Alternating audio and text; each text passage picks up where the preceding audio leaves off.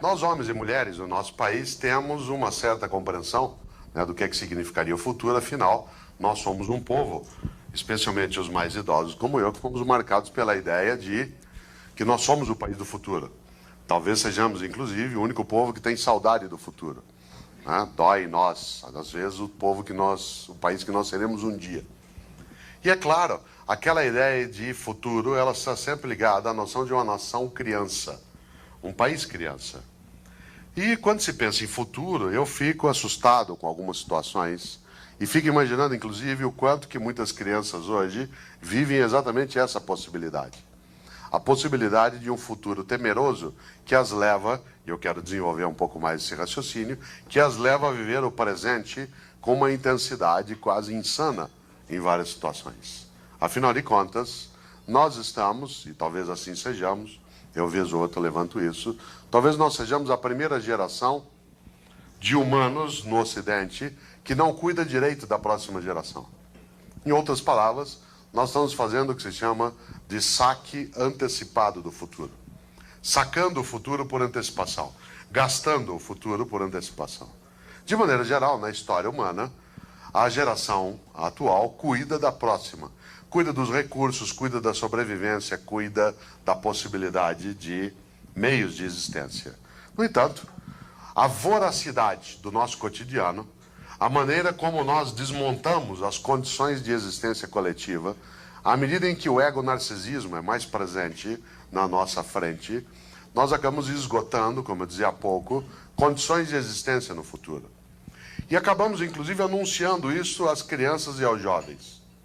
A primeira coisa que se coloca para nós, claro, no nosso horizonte, para falar de mundo da criança, é pensar de que criança nós estamos falando. Ou o que é uma criança nos tempos que nós estamos vivendo. Claro, para alguns de nós, por exemplo, com mais idade, uma criança era aquela que caracterizava a existência até os 14, 15 anos de idade. Aí o Estatuto da Criança e do Adolescente foi estabelecendo uma fronteira mais formal e colocou 12 anos como sendo o início da adolescência. Embora, claro, né, a própria noção de adolescência ela seja móvel. São sempre conceitos e fronteiras bastante móveis. Mas, se nós olhamos hoje, uma criança não é algo que se possa caracterizar e fechar dentro de um determinado momento de faixa etária. A postura, a possibilidade de ser criança, ela é um pouco mais múltipla. Aliás, ela atinge, inclusive, alguns adultos. Virou, entre outras coisas, uma das modas mais fortes entre nós, tentar reavivar em cada um e em cada uma a sua porção criança, o seu lado criança. Inclusive porque, por uma parte de nós, a infância ainda parece um passado agradável e delicioso. Olha que coisa curiosa. Nós estamos sacando o futuro por antecipação. O que é que isso significa?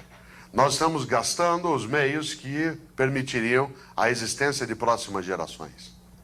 Esta ideia é marcada, inclusive, pelo modo como nós anunciamos isso hoje às crianças. A gente acaba, inclusive, como eu disse, se assustando um pouco. A gente chega a dizer a elas, vez ou outra, não haverá futuro. Não haverá meio ambiente, não haverá trabalho, não haverá segurança. Vocês não têm futuro. E tem mais, vocês não têm presente. Porque isso que vocês comem não é comida, é porcaria. Isso que vocês ouvem não é música, é barulho. Isso que vocês usam não é roupa, é andrajo. E tem uma coisa ainda, vocês não têm passado. Eu tive infância. Eu tive infância, vocês não têm isso. Isso cria algo extremamente terrível, que é olhar para algumas crianças com a ideia de um presente eterno. A ideia de que não havendo passado nem futuro, o presente tem que ser usado até o limite da condição que ele carrega. Aliás, está em moda hoje, e basta ver isso, inclusive com crianças de 10, 12 anos, a perspectiva que é a adoção daquilo que, no meu entender, é a pior contribuição que o mundo romano nos legou. De todas as ideias que o mundo romano nos legou, muitas delas são extremamente positivas. Mais uma, eu acho, maléfica, que é a ideia do carpe diem, do seize the day, do aproveite o dia. Essa ideia do carpe diem, ela é típica do mundo romano, dentro de uma estrutura, de uma sociedade que vive na opulência, que vive da opressão sobre outros povos e, especialmente, que utiliza a luxúria como sendo uma forma de vida e, portanto, você precisa existir até o limite da tua capacidade do momento. Eu acho hoje a noção de carpe diem muito arriscada, muito perigosa, porque ela dá a noção de que é o seguinte: não havendo história, aproveite-se o momento. Portanto, se você tiver que beber, beba até o teu limite. Se tiver que dançar, dance até ultrapassar o limite. Você, por exemplo, vê hoje muita gente, não só adultos, crianças também, que acham que a história acaba agora. Um mundo marcado por uma insatisfação acelerada e por uma ansiedade muito grande. A nós foi anunciada a possibilidade de futuro. Foi anunciada a ideia de que nós teríamos uma trajetória de existência e que essa trajetória, não só ela ia em direção ao futuro, como ela tinha uma outra característica. Ela era marcada por uma obsessão evolucionista. Ou seja, amanhã vai ser melhor. Pode deixar. Hoje você padece, hoje você tem algumas dificuldades, hoje você é atropelado por atribulações, mas fique tranquilo, o futuro brilhará. Aliás, a expressão que alguns de nós ouvíamos e usávamos era: o futuro é radiante. Essa expressão, que foi extremamente forte para vários e várias de nós, de maneira que, marcando a nossa vida, pudesse nos anunciar sempre um horizonte promissor, hoje ela não é tão nítida dentro do dia a dia de uma parte das crianças. Onde que a gente encontra essas crianças? Nós, professores, eu sou professor também, nós as encontramos quando elas crescem. Quando elas deixam de estar na faixa etária criança, mas continuam crianças em várias das coisas. Onde nós as encontramos? Nós as encontramos no nosso local, onde elas convivem com mais gente que é conosco. Aliás, eu vou dizer uma coisa que talvez uma outra pessoa que não seja da área de educação não saiba. Nós somos normalmente, professoras e professores, não eu, que sou professor de universidade, mas aqueles ou aquelas que atuam no ensino fundamental, na educação básica, nós somos quase sempre, às vezes, o único adulto que põe a mão numa criança durante o dia. Põe a mão mesmo, com licença, de encostar na criança. Inclusive porque na vida veloz, alterada que nós temos no cotidiano, nós somos a primeira geração de adultos nas cidades grandes e médias que sai de casa mais tarde que os filhos. Nas grandes metrópoles, de maneira geral, as crianças saem 6h15, 6h30, 6h30, na Kombi, na van, no ônibus, e os pais saem 7h15, 7h30, sem as crianças. Algumas cidades ainda mantêm essa lógica de alguém levar o filho para a escola. Mas veja só que coisa curiosa, durante séculos na história humana, especialmente no Ocidente, os adultos acordaram as crianças. Acordar, de pôr a mão, dizer: filha, está na hora da escola, levanta, acorda. Ela acordava, ia, sentava na beira da cama e ficava. Aí ia lá, acordava outra vez, fazia tomar banho, punha roupa. Hoje as crianças dispõem, inclusive, de uma tecnologia automática para serem acordados. O próprio celular. A criança com 10 anos de idade ou 9, se ela utiliza um celular, ou ela tem aquilo, ou ela tem, às vezes, no aparelho de som. Ela se acorda. E ela é regrada em relação a isso. Ela se acorda e, se ela está numa família de classe média ou superior, o único adulto que ela encontra no cotidiano é aquele ou aquela que presta serviço para ela dentro de casa. Que, aliás, ela se habitua desde pequena a caminhar com ela. É aquela pessoa, normalmente uma mulher, né, que tem a tarefa de ser empregada doméstica, que muitas vezes leva a criança até a escola. Ou leva até a escola, ou leva até o veículo que vai levá-la para a escola. Qual é o nome em grego que se dava ao escravo que levava a criança para a escola na antiguidade clássica? Pedagogo. Né? Pedagogo. Esse é o nome do escravo que levava a criança. Por quê? Paidos, em grego é criança, agogen é conduzir. Havia uma profissão dentro da distribuição do trabalho escravo. Assim como tinha copeiro, assim como tinha cozinheiro, tinha segurança, tinha lavadeira, tinha uma profissão. Era aquela que pegava a criança pela mão e levava para a escola. O nome foi pedagogo. Claro, com o tempo, por extensão, esse termo passou a designar, né, quem se responsabilizava pela educação em geral dessa criança. Olha que coisa curiosa. Dentro dessa perspectiva, né, dessa visão de levar, muitas vezes a criança não encontra hoje no seu mundo, desde que ela cresce, outra companhia, e esse é um dado importante, a não ser, primeiro, em larga escala, especialmente os filhos de camada média e superior, em larga escala encontra o mundo feminino à sua frente como uma referência. Claro, não estou dizendo que o mundo feminino não tenha a sua força, a sua riqueza e a sua necessidade, mas ele não é um mundo exclusivo. De maneira geral, hoje, as crianças, quando se tornam adolescentes ou jovens e chegam para nós na universidade, eles são muito femininos no comportamento. Afinal de contas, eles são criados e convivem desde pequenos, em grande parte, ou com uma mulher que trabalha na casa, ou sendo acompanhados de manhã assistindo TV, com mulheres que fazem programas de manhã. Em alguns estados do Brasil, inclusive, isso traduz um transtorno na hora da escolaridade. De maneira geral, as apresentadoras de TV de manhã são loiras. E a criança, quando ela chega na escola, especialmente se ela não é de determinada camada social, quando ela entra na sala de aula, ela estranha a professora que ela tem na primeira série. Se a professora não for loira, por exemplo, isso traz algum desconforto entre o que ela está habituado como forma de aprendizado, de comunicação. Afinal de contas, ela passou 4, 5 anos sendo ensinada por alguém virtual, mas não tão virtual, e de outro lado, com outro tipo de imagem, de figura. É muito comum em alguns estados brasileiros, especialmente aqueles em que há uma parcela grande, né, de afrodescendentes, em que haja um descompasso em relação à entrada dentro do aparelho escolar. Não é só a preparação da criança para que ela lide com aquilo que a escola tem de especificidade, mas também com o hábito dela social ou até de convivência em relação ao que ela conhece. Quem não é da área de educação nem sempre percebe essas coisas. Essa criança que eu disse que se acorda sozinha, que às vezes faz a própria higiene, sem que alguém fique ao lado, e não tem ninguém que confira como ela está vestida, porque ela se troca, se veste e sai, e o café que ela toma nem sempre coincide com o horário dos adultos, tá? E ela vai. O único adulto, insisto, com quem ela toma contato normalmente em casa é a pessoa que trabalha na casa dela, para quem ela dá ordens, e com a qual ela mantém uma relação, né, de autoridade ou de hierarquia. Quando ela chega na escola, ela encontra um outro adulto, nós. E esse adulto também decide dar a ela ordens.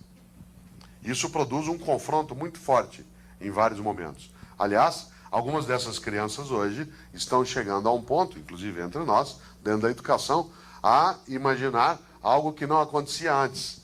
Crianças de 10, 11, 12 anos, que durante uma discussão, por exemplo, numa sala de aula, viram para a gente, põe o nariz no teu dedo e diz assim, eu pago o teu salário. Como se a nossa relação fosse mediada pelo Código do Consumidor. Como se a relação de autoridade docente, não o autoritarismo docente, mas a autoridade docente, ela fosse mediada por um contrato. E é claro que isso traz distúrbios na relação no cotidiano.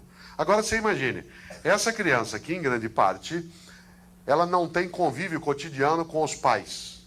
Esse convívio ele é muito remoto. Quando muito, ele é controlado de forma eletrônica pelo telefone, tá? Ou a relação ela é um pouco distante.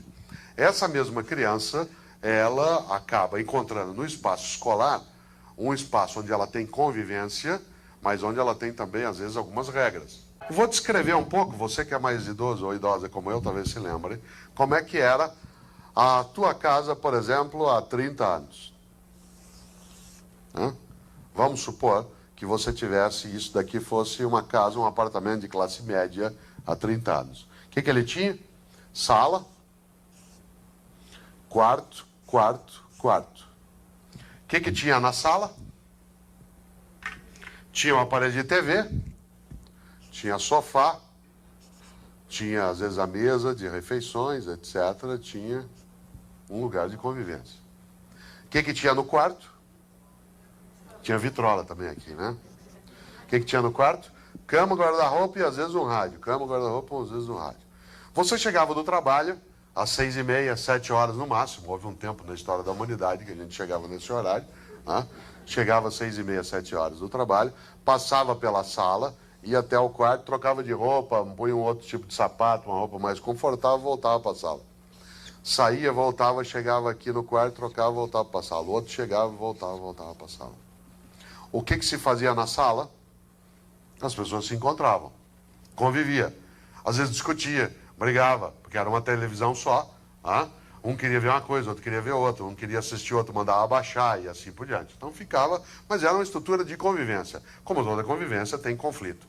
A questão é que nos últimos 30 anos, o avanço aceleradíssimo da tecnologia e o barateamento dela, o ausentar-se contínuo nosso dos adultos para poder continuar sobrevivendo com as mesmas condições de sobrevivência. De repente, os adultos da casa tivemos cada vez mais de ficar ausentes.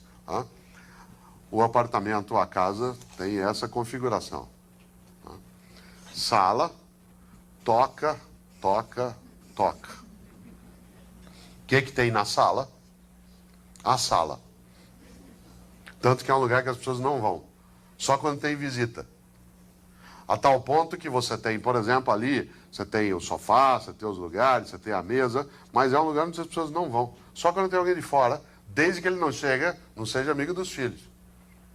Normalmente, se for um adulto, aí ele fica na sala. A sala está sempre arrumada. Sempre. Até as almofadas estão no lugar. Que é uma coisa estranhíssima, porque é um lugar de convivência, ele não é arrumado.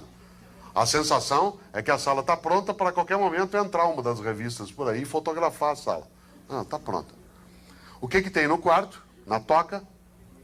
Tem TV, DVD, às vezes tem aparelho, tem cama, tem computador, tem internet. Isso. Hoje cada um chega às 7h30, passa pela sala, vai para a toca e fica. Outro chega às 8h30, vai para a toca e fica, outro vai para a toca e fica. Qual seria o único momento dessas gerações se encontrarem? Na hora da refeição. Mas uma diabólica invenção, aparecida entre nós em larga escala há 12, 13 anos, permite que hoje cada um coma na hora que quiser, de preferência dentro da toca. Porque a refeição, que antes tinha que ser esquentada de uma vez só, hoje ela pode ser com o micro-ondas esquentada no momento que desejar. Aliás, qual é a noção por trás disso? Liberdade. Liberdade, meus filhos são livres, eles se viram. Claro, se viram, sim. Precisa, inclusive, observar qual é o impacto que isso carrega nas crianças. Isso traz, claro, uma outra dimensão. Qual é, portanto, o local de encontro de uma comunidade dessa em que adultos se encontram com crianças, se for na mesma família? Qual é o local de encontro? O shopping. Certo? O shopping. É o lugar onde vamos ao shopping e aí, então, sai uma comunidade, em deslocamento. Essa comunidade de deslocamento se encontra dentro do carro durante um certo tempo e depois se separa dentro daquele local. Não estou, evidentemente, fazendo nenhum tipo de menção ao retorno ao passado. Isso seria uma tolice. Estou falando de coisas que se perderam e que não poderiam e que ajudam a entender um pouco o mundo da criança hoje. Como é que ela olha a realidade, como é que ela percebe. Inclusive, ela entende que as relações elas têm mesmo que ser rápidas. Exemplo. A ideia, entre outras coisas, da noção de fast. Tudo é fast. Essa noção, inclusive, ela chega à ideia do fast food, que é uma coisa estupenda. Essa noção estupenda, ela implica, por exemplo, que uma família, por exemplo, é capaz de sair, comer e voltar em 15 minutos. E entender isso como qualidade de vida. E faz uma coisa básica. Nessa convivência, a lógica é a seguinte. Você sai, pai, mãe, às vezes normalmente pai e filhos vão, chegam no lugar, e vai, encosta no balcão e escolhe a comida pelo número. Que é uma maneira que você está dispensado de raciocinar. Aquilo já está, é prático. Cuidado, porque nem sempre o prático é o certo. Muitas vezes ele é só o prático. Aí você escolhe pelo número e aponta, faz o... Aliás, é uma comida familiar. Ela é a mesma coisa aqui em Singapura, em Assunção, em qualquer lugar. Tanto que você se sente em casa, que é uma casa universal. Você sente que qualquer lugar é familiar para você, porque você comerá a mesma coisa com o mesmo sabor. Portanto, é uma indiferenciação. Por isso que criança não dá trabalho em nenhum lugar. Basta que você consiga conduzi-la ao repasto universal. Ora, chega, se escolhe. Aí alguém te entrega uma bandeja e você vai e procura um lugar para sentar, onde nunca a cadeira e a mesa são adequadas. Não há ergonomia quase. Porque a ideia é que você não fique, que você consuma e saia. Ganhando tempo. Tempo para... Essa é uma questão. Tempo para conviver? Para ficar mais junto? Essa é uma coisa tão forte que nós, por exemplo, hoje nós estamos sem tempo, e as crianças aprendem isso para a morte. Vou contar uma coisa que você que é mais jovem talvez não imagine.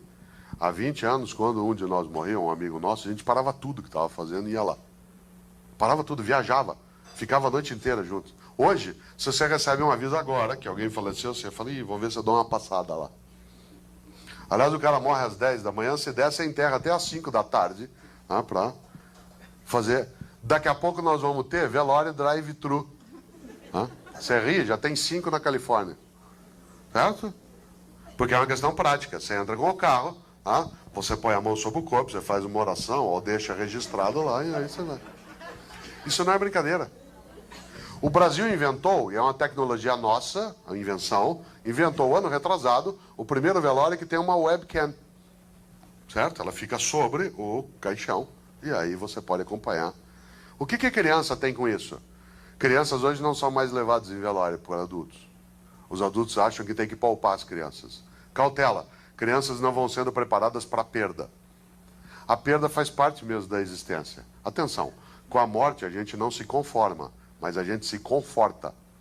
Ou seja, a gente ganha força junto. E esse é um dos sinais mais fortes de humanidade na nossa história. O fato de nós não aceitarmos a morte individual ou próxima. A tal ponto que quando um de nós, né, falece, a gente não deixa isso para lá. A gente faz uma série de cerimônias, a gente se junta, a gente gruda, a gente faz quase uma almôndega em torno daquele que perdeu alguém, para ele se sentir fortalecido. Hoje você já quase não tem. A criança não vivencia mais isso. Qual é o argumento? Eu não quero que ela passe por isso. Depois ela não sabe enfrentar perda, às vezes de ano letivo, perda de trabalho, perda de pais que se separam, perda física mesmo de alguém, e assim por diante. Como se preparar? Você não está preparando. Uma parte delas, inclusive, se habituou, digamos, com a ideia de morte apenas no videogame, em que você tem uma personagem que quando falece, você vai lá, né, reinicia, e aí volta outra vez. Mas não é assim. A lógica é outra. Esse mundo da criança, ele é um mundo que vem sendo afastado um pouco da convivência com os adultos, e de outro lado, ele é um mundo marcado por algo extremamente forte, que é o mundo da impaciência. Impaciência. Perguntinha. Por que é que uma aula dura 50 minutos? Isso que eu fiz é outra pergunta. Por que uma aula dura 50 minutos? E não 70, 35, 108? Capacidade de concentração das crianças, detectada isso no início do século XX. Né? No início do século XX, a psicologia fez um estudo na área de educação para ver quanto tempo uma criança conseguia focar algo sem perder a atenção. No início do século XX, se chegou à conclusão que era 50 minutos no período noturno, diurno, 45 no noturno. Essa pesquisa foi refeita há 3 anos. Hoje o tempo médio que uma criança presta atenção em algo sem perder o foco é 6 minutos. Por que isso? Porque tudo é fast, tudo é veloz. A linguagem, inclusive, a linguagem de videoclipe, a linguagem da conversa. E porque os programas infantis de manhã, né? O Jean lembrou aqui, eu faço programa de TV, nos programas de manhã infantis, os blocos têm 6 minutos. Presta atenção nisso. O programa é blocado de 6 em 6. Ou seja, a apresentadora fala, põe um desenho, 2, plaf, 6 minutos, vem um break. Vem outro, vem publicidade, volta ao programa, 2 desenhos, 6 minutos, paf, outro break. Isso vai criando outra lógica de conversar, de lidar. Inclusive, porque as crianças que cresceram nos últimos 15 anos, elas passaram a usar uma ferramenta que produz um nível altíssimo de impaciência entre nós, que é o controle remoto. Vou contar uma coisa que talvez você que é jovem não imagine. Quando há 20 anos os controles remotos estavam aparecendo, olha o gesto que eu vou fazer. Se eu quisesse mudar de canal, portanto, mudar o meu foco de atenção, eu tinha que levantar, fazer um movimento, ir até lá e mexer. Aí eu voltava e sentava outra vez. Se eu quisesse mudar de atenção de novo, eu tinha que levantar, e isso dava um trabalho danado. Em compensação, você ficava mais fixado, né, em alguma coisa. Hoje, a impaciência ela é altíssima. Aliás, nós adultos somos assim, as crianças também. Você pega, por exemplo, na TV, você tem TV a cabo, você põe no canal 3 e vai tuf, tuf, tuf, tuf, tuf, tuf, tuf. Chega no último, você volta tuf, tuf, tuf, tuf, tuf. E fala, não tem nada para ver nisso aqui. É um nível fortíssimo de impaciência. Essa impaciência, ela produz efeitos, claro, fortes no nosso cotidiano. Um deles é a impaciência com o outro. Você não tem paciência, às vezes, para maturar, para cuidar, para prestar atenção. Só por curiosidade, se eu perguntasse aqui agora, né, num café filosófico, onde tem pessoas como nós que apreciamos, entre outras coisas, porque o podemos, apreciamos também a arte, literatura, filosofia, pergunto eu, quem entre nós tem um filho ou um neto que está estudando piano clássico? O número de pessoas que vai levantar a mão é 1 ou 2. Atenção, hein, nós vamos perder essa arte. Ela vai desaparecer do nosso horizonte. Porque a gente não tem mais paciência e nem ele. Você chega para a criança e diz assim, você tem que estudar piano. Ela fala, que legal, quanto tempo? 9 anos, horas por dia. Não quero. Tá bom, você que sabe. Essa lógica é assim, passa por uma outra ideia. Você já imagina dizer para alguém que ele vai estudar 9 anos para aprender a fazer alguma coisa? E que ele vai ter que ficar horas por dia mexendo numa relação de absoluta impaciência? Essa impaciência, ela povoa bastante o mundo da criança. Cuidado para não cair numa armadilha. Essa impaciência atinge a escola, que é onde a criança passa uma parte significativa do seu tempo, mas não cai numa armadilha. Muita gente diz que as crianças não gostam da escola. Não é verdade. As crianças adoram a escola. O que elas têm alguma dificuldade com as nossas aulas. Mas a escola elas adoram. Na segunda, 7h10 da manhã, está fervendo de criança na porta da escola. Alegre, correndo para lá e para cá. Aí toca o sinal de entrar, vai tudo que entra para a sala de aula. Entra ali, fica sentado, depois, na hora que toca o sinal do intervalo, aquela alegria, elas saem correndo e se abraçam. Tanto que você tem que pôr gente para cuidar delas, senão elas se matam. Tá? Vai para lá, para cá, e toca o sinal outra vez, elas voltam tudo outra vez. Toca o sinal para ir embora, elas vão embora para casa? Não vão, elas ficam ali, ó. Se a aula acabar mais cedo, elas não vão embora, elas ficam lá, você tem que ir tocando, senão elas não vão embora. Sabe do que elas não gostam muito? Olha que criançada perdida. Não gostam muito das nossas aulas. Coisa estranha. Você pega um menino ou uma menina de 12, 13 anos de idade, 10 anos de idade, e coloca durante 6 horas, 5 horas no dia, sentado nos bancos de pau, vendo alguém escrever com uma pedra em outra pedra, falando para ele coisas interessantíssimas. Coisas fundamentais para a existência humana. Por exemplo, o nome dos 7 primeiros reis de Roma, os 4 latinos e os 3 etruscos. Qual é a capital da Tanzânia? Qual que é o peso atômico do bário? Como é que você identifica a diferença entre uma adjunta de nominal e um complemento nominal? Quais são os afluentes da margem esquerda e direita do Amazonas? Como é que você identifica uma mitocôndria? Como é que você calcula a trajetória de uma bala de canhão, que é uma coisa que tem tudo a ver com a existência? E culmina tudo isso mandando ele ler uma obra estupenda para ele agora, que é Amor de Perdição, do Camilo Castelo Branco. Sabe qual que é a solução? Sabe o que eles querem fazer, se eles puderem? Eles escapam. Como não? Tem lugares que tem porta para as pessoas não entrarem. Teatro, né, cinema, estádio de futebol, e tem lugar que tem porta para as pessoas não saírem. Que é escola, penitenciária e hospício. Né? São lugares onde você não necessariamente tem as pessoas com toda a adesão àquilo. Você já imaginou? Já pensou? Ela fica ali horas e horas. Se ela puder, ela escapa. Como ela não pode escapar, o que ela faz? Ela escapa mentalmente. Ela não presta atenção. Ou ela fica desenhando outra coisa, ou ela vai fazendo uma coisa que para nós professores é irritante. Ela vai escorregando na cartinha. De quem é a culpa? Delas? Horror? Criançada perdida? Não sabe o que quer na vida? Já pensou? Eu falava uma coisa ontem, numa discussão lá no CP. Ele viu National Geographic, ele viu noticiário. Calcula-se que uma criança assiste em média a 3 horas de TV por dia a partir dos 2 anos de idade. Isso dá 1000 horas num ano.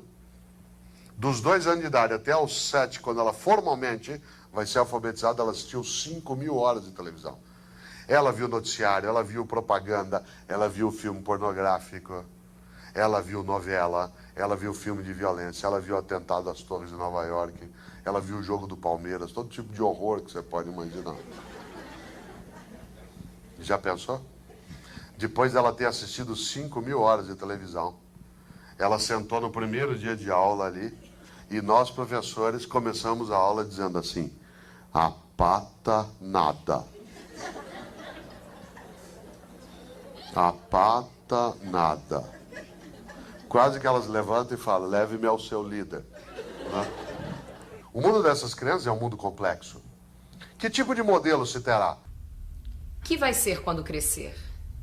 Vivem perguntando em redor. Que é ser?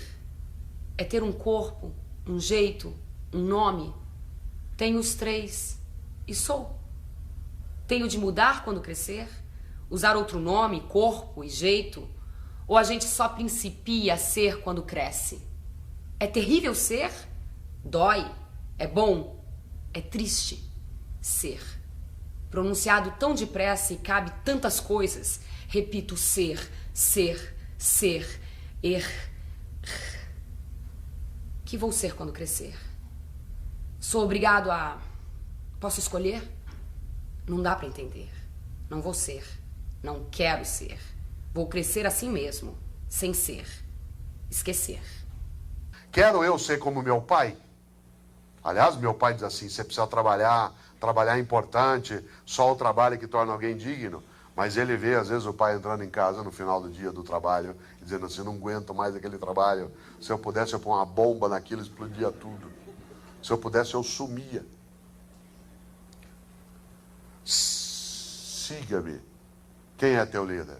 Ou ela vê a mãe, olha que coisa, vê a mãe reclamando, mas a mãe reclama, o pai reclama, mas diz assim: não aguento mais essa vida. Por que eu fui ter filho? Claro, você diz assim: mas isso mães sempre falaram. É que mães às vezes falavam isso, mas vez ou outra até conviviam conosco, assim como alguns pais. Mas isso hoje, falado em alguns momentos específicos, parece que você vai carregar toda aquela força. Como é que era a sala da minha casa há 35 anos? E eu não vou falar isso para a gente voltar ao passado. Eu vou falar isso apenas e tão somente para a gente ver alguma coisa que se perdeu. Como é que era a sala da minha casa em Londrina, que é a cidade onde eu nasci, embora eu moro em São Paulo, há 35 anos. Era assim, ó. Aqui tinha uma mesa com cadeiras em volta, se essa aqui fosse a planta baixa. E sabe o que a gente fazia nessa mesa? Se eu contar, você que é mais jovem não vai acreditar. A gente almoçava. Não sei se você sabe o que é isso. A gente almoçava. Aliás, almoçava e jantava.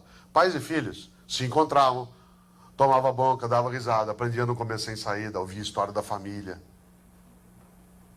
O pai às vezes era autoritário, mas convivia. Como toda convivência, tinha conflito. Aprendia a não pegar bife com a mão, nem batata frita, a não pegar o último. E assim por diante. Aqui nessa parede, minha mãe tinha uma guarda-louça, que São Paulo chama de cristaleira, né? Onde a gente guardava, ela guardava tudo que tinha ganho no casamento para usar num dia especial, que nunca chegou, né? E que com o tempo ela foi distribuindo para filho, neto, etc. Aqui tinha uma área de circulação, a minha família é de formação católica, aqui tinha um altarzinho com a imagem de Nossa Senhora. Aqui tinha uma poltrona, aqui tinha outra, aqui tinha outra, aqui tinha a cadeira de balanço do meu pai com o rádio. Se eu contar, você não vai acreditar. As poltronas ficavam de frente umas para as outras. Sério. Sabe por quê? Porque a finalidade é que as pessoas se vissem. Aliás, sabe o que a gente fazia à noite? Se eu contar, você não acredita. A gente conversava.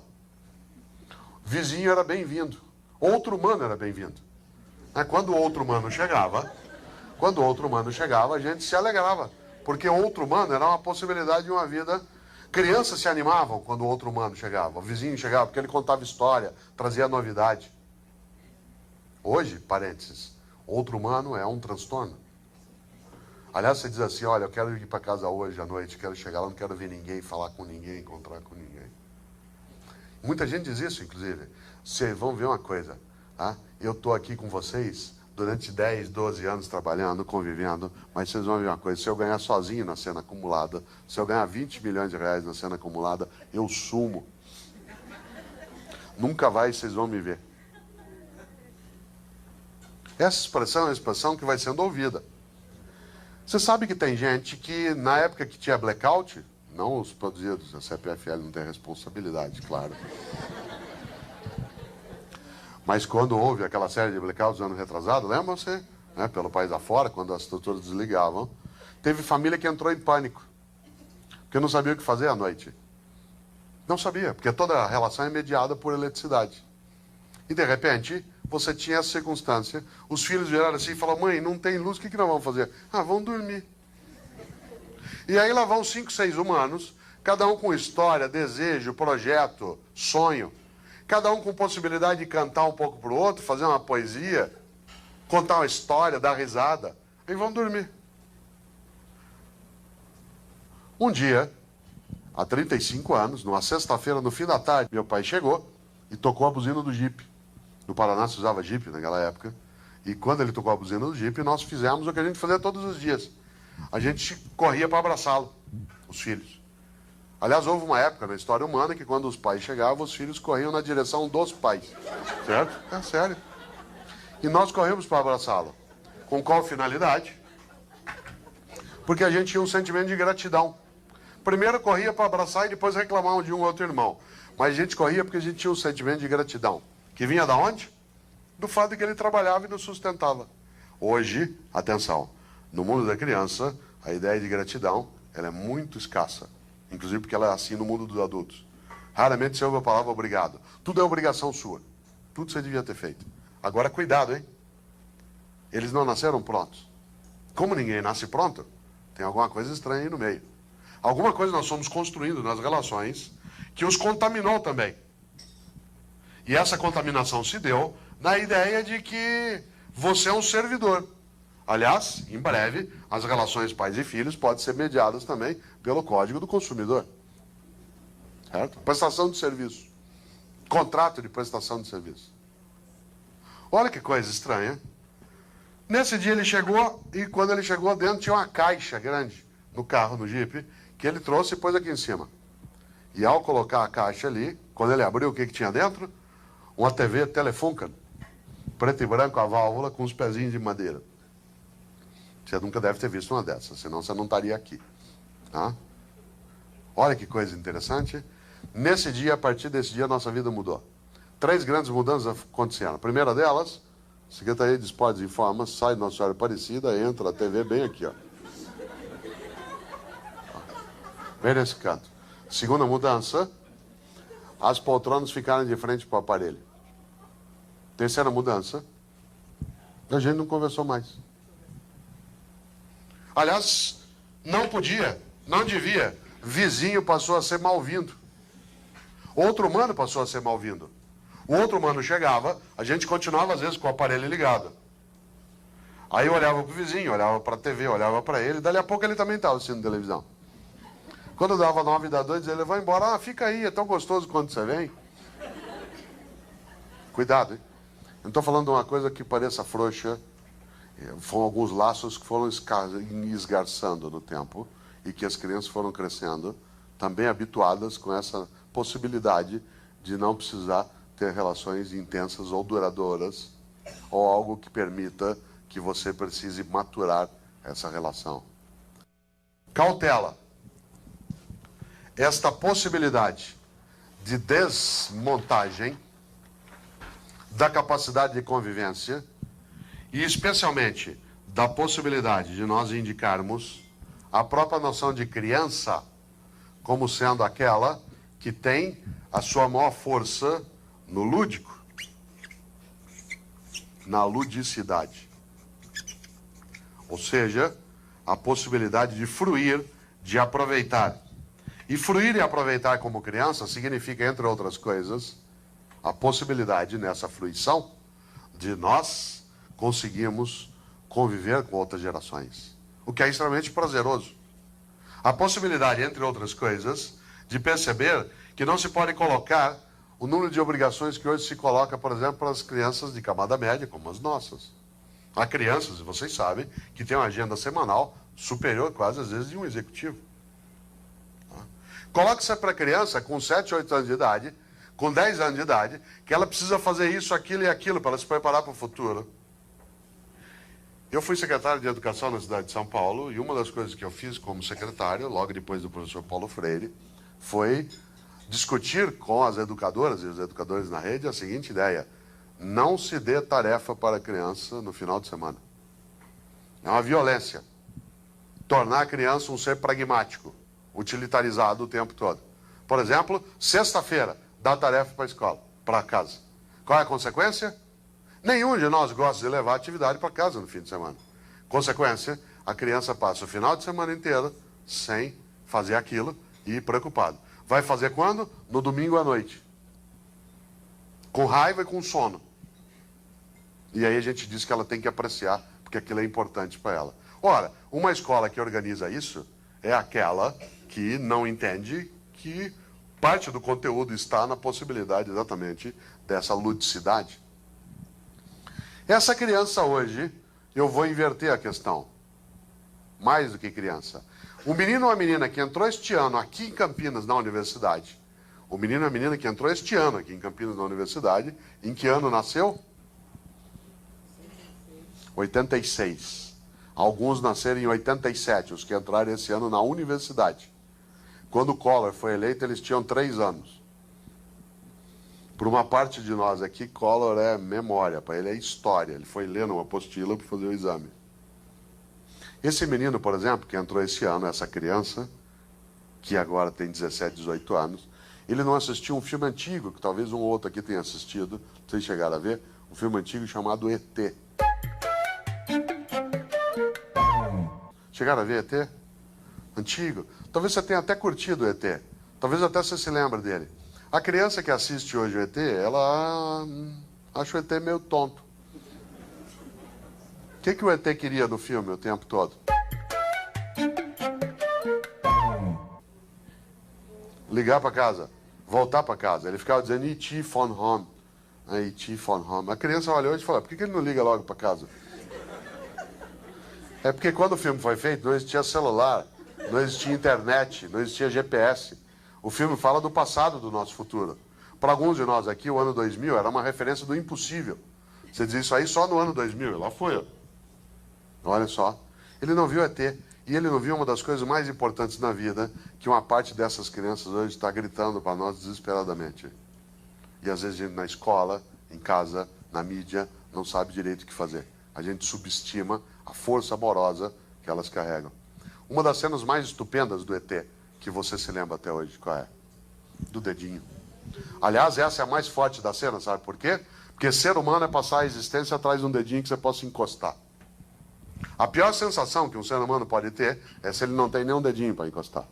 Porque é a sensação do abandono, da solidão. Como dizia o grande Guimarães, a vida é grande sertão, mas tem veredas. As veredas são o outro. Aquela cena estupenda, tanto que acende. Nós curtimos tanto o ET, sabe por quê? Não só porque o filme é gostoso, mas por ser um ET pequeno, dá a impressão que ele é uma criança. Embora não fique claro no filme, e no roteiro ele não é, né, dá a sensação de que ele é uma criança. E é claro, o filme lida um pouco, às vezes, com essa força nossa. De onde tirou Spielberg aquela ideia maravilhosa da cena? Michelangelo, do teto da Capela Sistina. Você olha, você fica boquiaberto. Até dói o pescoço de olhar a altura. Né? Você olha, você tem aquela cena estupenda em que Deus e Adão estão quase encostando o dedo. Eles não encostam o dedo. Você olha e não tem certeza se é Deus que está criando Adão para não ficar sozinho no universo, ou se é Adão que está criando Deus para não ficar sozinho no universo. Provavelmente ambas as coisas. Aquilo é maravilhoso. Né? Mas tem uma outra cena no filme que você não esquece. Qual é? É a bicicleta. Ser humano é acreditar que bicicleta voa. Ser criança é acreditar que bicicleta voa. Você perde a tua capacidade de ser criança no dia que você começa a achar que bicicleta não voa. E nessa hora, você se conforma. Olha só, quando eu pego água e coloco num copo, a água se conforma ao copo. Isto é, ela fica aprisionada no copo. Ela fica com a forma do copo. Quando você começa a achar que bicicleta não voa, é sinal de que você está perdendo a capacidade de ser criança. Afinal, também em filosofia, há uma clássica frase que diz o seguinte: as crianças se espantam por as coisas serem como são, e os adultos nos espantamos se elas não fossem desse jeito. Isso produz uma diferença profunda na capacidade de compreensão. O mundo da criança hoje, claro que ele não é um mundo como é, ou como foi, aliás, o mundo de vários e várias de nós. Mas ele é também, porque o mundo da criança hoje também é o nosso mundo. Não existe um mundo das crianças, existe um mundo em que homens e mulheres existimos. E esse mundo em que homens e mulheres existimos é um mundo onde há gerações de convivência. E essas gerações em estado de convivência, muitas vezes estão se furtando a capacidade, exatamente, de produzir aquilo que é a maior força da existência, exatamente, como eu dizia, a capacidade dos dedos se encostarem. Ora, volto eu só para fechar no ponto de partida. Essa criança hoje, ela olha a realidade e ela aprecia um pouco de reflexão filosófica, aprecia, especialmente quando você vai trabalhar com ela, aquilo que são as grandes questões dos pré-socráticos, né? Você coloca para uma criança questões que foram trazidas por Tales, por Zenão, foram trazidas por Anaxágoras, Anaxímenes,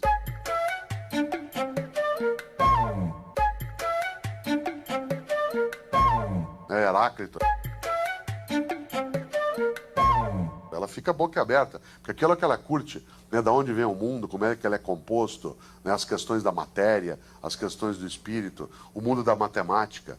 Esse mundo da beleza, da força, é o mundo da imaginação, o mundo da criação. É o mundo da poesia, é o mundo da fábula, é o mundo do mito, é o mundo da infância. No entanto, a palavra infante, que é uma palavra negativa, infante é aquele que não pode dizer, não pode falar, que é incapaz de falar, por isso que é chamado infante. Hoje, se cala muito essa possibilidade. E muitos de nós, mais adultos, não penetramos nesse mundo da criança para a nossa capacidade de convivência. E no máximo, e muitas vezes o fazemos sem necessariamente uma má intenção, deixamos, né, que esse mundo aconteça como se ele fosse à parte. Aí, um dia, a gente se espanta quando entra no quarto do filho, que está com 14 anos de idade, e ele tem uma série de aparelhos eletrônicos ligados, ele está na internet, está no ICQ, está com a televisão ligada, está com o aparelho de som ligado, está ouvindo, falando com alguém no celular e assim por diante. Você fala, isso que é capacidade multilateral. Não, isso também é uma sofreguidão imensa em relação à busca de contato, a tentativa de contato. Quase que, e aí eu vou fechando, que uma parte deles, do mundo em que vive, e que a gente muitas vezes se afasta, está dizendo para nós, "Ich von home. Ich von home." E é claro, uma das coisas mais gostosas numa noite como hoje é imaginar tantos homens e mulheres que vêm para ajudar a pensar um pouco esse mundo. Porque, como eu disse, insisto para concluir, esse mundo da criança não é um mundo só dela. É o nosso mundo, onde as crianças também estão. É o nosso mundo, onde adultos, adolescentes, idosos também estamos. Não é um mundo à parte. No entanto, ao ser olhado, pensado, trabalhado como se for um mundo à parte ou um mundo estranho, só cabe a elas mesmo não só dizer isso, como vez ou outra dizer para nós, leve-me ao seu líder. Fica claro? Esse passeio inicial é exatamente para pensar o seguinte, quem é essa criança? A grande frase é, onde está a criança dentro de você, que muitos falam? Você precisa dançar, precisa fazer poesia, precisa pintar um pouco, precisa cantar para soltar a criança que está em cada um e em cada uma de nós. Mas que criança é essa? É aquela criança do Carlos Saura, do Cria Cuervos, que te comerão os ovos. Qual criança é essa? É o Zé Pequeno, do Cidade de Deus? Que criança é essa? É aquela que é maldosa? Que criança é essa? É a criança que foi construída, está sendo elaborada na nossa convivência. No adulto está oculta uma criança eterna. Algo em formação que jamais estará terminado. Algo que precisará de cuidado, de atenção e educação. A filosofia nunca se dedicou muito à ideia de infância. A filosofia, na sua trajetória, nunca trabalhou muitos textos para olhar isso mais de perto. Afinal de contas, como eu disse há pouco, a noção do infante é daquele que não tem voz, que não podia dizer-se e dizer. E hoje a gente tem um grito muito forte, né, nesse campo, que é pensar não só os que estão conosco, não só os nossos filhos e filhas, nossos netos e netas, mas especialmente olhar que tipo de futuro que a gente quer construir. Né? E aí cai numa armadilha. Alguns dizem, porque é no meu tempo. Atenção, Milor Fernandes, estupendo pensador do Rio de Janeiro, tem mais de 75 anos, tem uma frase que a gente não pode esquecer. Ele diz assim, atenção moçada, quando eu disser no meu tempo, eu quero dizer daqui a 10 anos. Qual é o nosso tempo? Qual é o nosso tempo com as crianças? Esse mundo, quais são os pontos de contato que a gente tem dentro dele?